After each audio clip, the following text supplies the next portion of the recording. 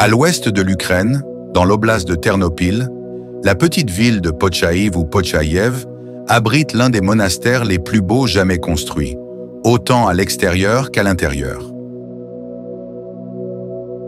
Son nom complet est la Laure de la Dormition de la Mère de Dieu de Pochaïv ou Pochaïev. Mère de Dieu est un titre attribué à Marie, Mère de Jésus. Deuxième plus grand monastère d'Ukraine après la Laure des grottes de Kiev, il est de culte orthodoxe. Outre sa beauté, le monastère de Pochaïv mérite toute notre attention pour les miracles et les mystères qui l'entourent. Tout d'abord pour sa fondation. La légende raconte que le 17 avril 1198, un moine de la région se dirige vers le sommet du mont Pochaïv pour prier. Tandis qu'il commence ses prières, une colonne de feu se dresse, ce que les bergers à proximité voient aussi. Puis c'est la Vierge Marie qui leur apparaît au sommet de la colline. Elle laisse la marque de son pied sur le rocher où elle se tient, d'où commence à couler une source miraculeuse pour la guérison. L'empreinte du pied est aujourd'hui conservée dans la cathédrale de la Dormition, le monument qui domine l'ensemble du monastère. Selon une autre tradition, cette scène miraculeuse se serait produite une quarantaine d'années plus tard, vers 1240, et Marie serait apparue à des moines ayant fui Kiev à la suite de l'invasion de la ville par l'armée mongole de Batu Khan, petit-fils de Gengis Khan.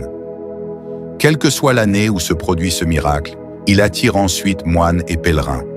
Cependant, pour d'autres sources, la construction de ce monastère serait postérieure de près de 3 siècles, car la mention la plus ancienne dans un document date de 1527.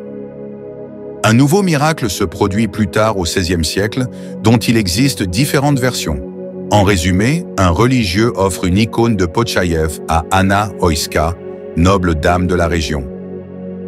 Ses prières que son frère aveugle retrouve la vue sont soudainement exaucées, ce qu'elle attribue à la présence de l'icône.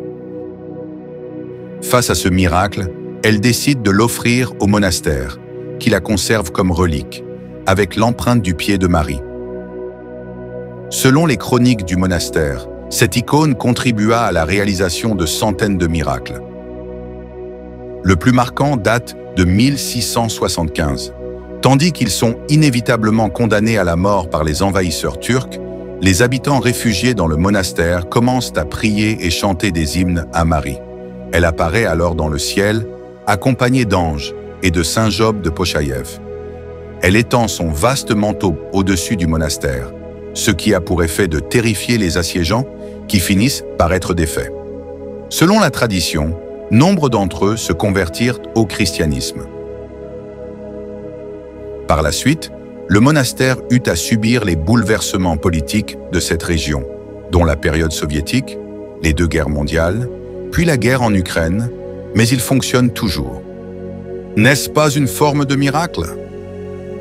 De nos jours, l'ensemble compte de nombreux bâtiments et monuments, dont la cathédrale de la Dormition, construite entre 1771 et 1783, la cathédrale de l'Assomption, avec, au sud-est, un clocher de 65 mètres de haut, l'un des plus grands d'Ukraine, dont la cloche la plus lourde, fondue en 1886, pèse 11 tonnes et demie.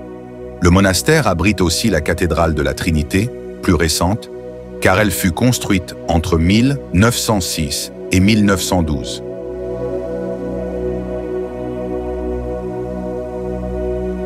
Il faut y ajouter plusieurs chapelles, ainsi que l'église souterraine de Saint-Antoine et Théodosius, et celle de Saint-Job, qui est une véritable œuvre d'art.